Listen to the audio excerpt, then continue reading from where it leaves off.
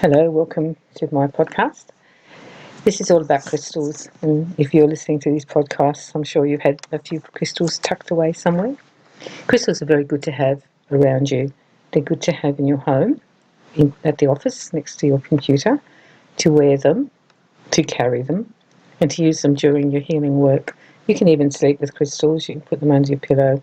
I've actually held one in my hand when things were pretty hard going. I hold on to my crystal. Crystals are little transmuters of energy. They take the energy and they store it, but they also transmute it. And they're cleansers. They will cleanse your aura because of their vibration. If you have them around you, they will actually change the vibration of the room. Or if you have them on your body, you will change the vibration. It is so clear to me that they make a difference that I tend to use them all the time and never doubt it. They were used in Atlantis. We used crystals then. And today, all those people who've running around with all their crystals on and being drawn to them, people like you and me, we would know now the importance and the value of them energetically. And that's what I'm talking about. I'm talking about energetically. Of course, they look beautiful. Some of the ones I've got here, I'm just so in love with them. They're so beautiful, especially in the sunlight when the sun shines through them. However, they have a much bigger purpose, and that's to change the vibration. When you do healings, you can actually place the crystals on the different chakras, on the areas. And I've actually worn crystals, particularly a rose quartz, when I'm going through a difficult time. I'll pop it in my bra, and you'll find that the crystal can become very, very hot. That's usually a sign for you that something's really going on there, because it will absorb that energy from your body, the negative energy. The way to look after them is to wash them in salt. You can soak them in salt. You can put them in the singing bowl and do a few rounds of bowl work to clear them. Or you can actually put them in the moonlight. Some people also bury them in the earth. I've never really got round to that one. I just do all the others. When you think of crystals, think of them as being a healing tool. So that's what I'm talking about today. They're actually very healing for you. They're also a good present for somebody. They don't particularly have to be doing what we do or have our belief systems, because crystals have a beauty of their own, just as they are. But if you give somebody a crystal or a child a crystal, their bedroom, it will change some of the vibration in that bedroom and help the child.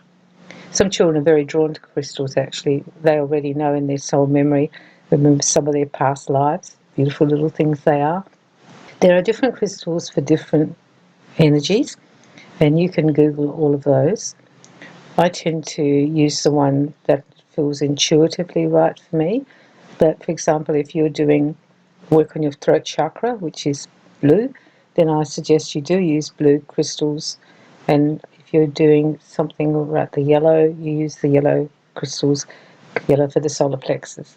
I think you'll have a strong feeling for that. Malachite, which is green, is also used for the heart chakra. I carry them in my handbag as well. I have them in my handbag. I've always had a couple in the car, and I just have them around. Probably you'll find that you have your favourite ones that you really love.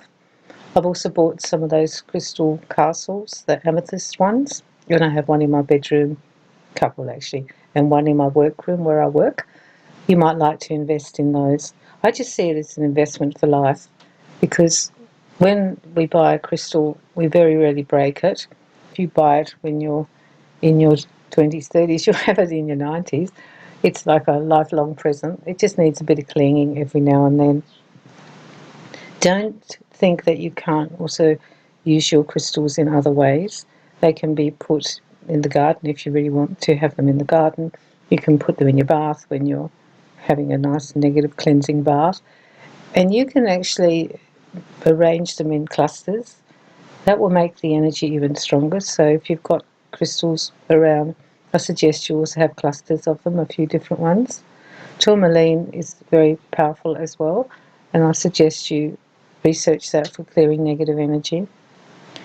There is a belief that the crystal takes in our thoughts as well. You can actually embed a affirmation or a wish into a crystal and then wear it. Therefore, if you want to attract money or love, you just embed that in your crystal, and you can wear the crystal or have it near your bed. Some people do find certain crystals don't resonate with them. I remember I bought a crystal for my sister and it didn't really resonate with her, and so she didn't really wear the crystal. When she put it on, she didn't like it actually. When you do these things, sometimes you can get it wrong. You'll buy it because maybe it resonates with you, but it didn't actually resonate with her. I knew a man and he had this crystal. It was maybe, it was like so big. It was, it sat in the corner of his lounge. I always wanted to have it, because it was so beautiful. It was quartz crystal and it had been found on a farm. And it was probably, I don't know, 30 or 40 centimetres high and 20 centimetres wide. It was really big and solid. That crystal would have emanated so much incredible energy. I want to tell you what you can also do with crystals. It will sound a bit far out, but I know it works. So what I did was I couldn't have the crystal. It was his. I focused on the crystal and I drew the energy of the crystal into my aura. And you can do that. You can actually draw the energy of different crystals into your actual aura. Because remember, we're talking vibration, we're talking energy. So I focused, I looked at this crystal, and I drew the energy from the crystal and brought it into my aura. It didn't take much from the crystal because the crystal would have just had more energy in it, and it doesn't matter how much you took, it was probably going to be fine. But I used to do that when I needed a little bit of a boost, just draw from that, just because it was so large, because it was so big.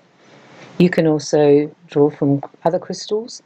If you imagine a crystal somewhere and you then draw from it, say you see one in a crystal shop, then you draw the energy from it and bring it into your aura, because it's just energy. They emanate quite wide, I feel. It's not just a little bit where they are. They're a little bit like the bowls where the vibration goes out, so the crystalline vibration goes out. And you've got to remember that your aura is like a crystal. We're like crystals. So we're built in that similar way where we've got the grid, and therefore the energy is running through our grid, just like the crystals have the grid and the energy runs through their grid. Go and explore crystals if you've forgotten about them, or you probably need to buy some new ones. I bought some incredible ones off the net. The shops around where I am are diminishing, which is disappointing, so there's not so much to go and actually see. But if you ever get to go to the crystal show, the Gem and Crystal Show, which I do every year, go, because that room will just be filled with the most incredible vibrations and vibes. And then, of course, the people who are there will be your tribe, they'll be your people, because they love them so much.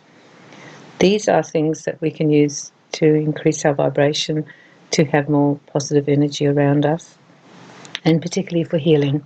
Crystals are very healing if you wear them. I think you will come more and more to use them and carry them and have them nearby you. Holding them is very powerful when you do a meditation as well while healing.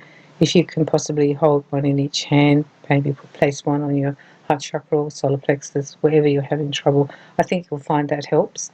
And I found when I put a crystal underneath my hand and do the healing, so I'm doing the hand healing, but I'm doing the crystal healing, the healing is much more powerful.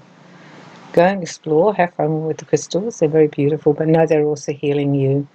And you can be careful with your crystals. Some people don't like other people touching them. They've got rules and regulations.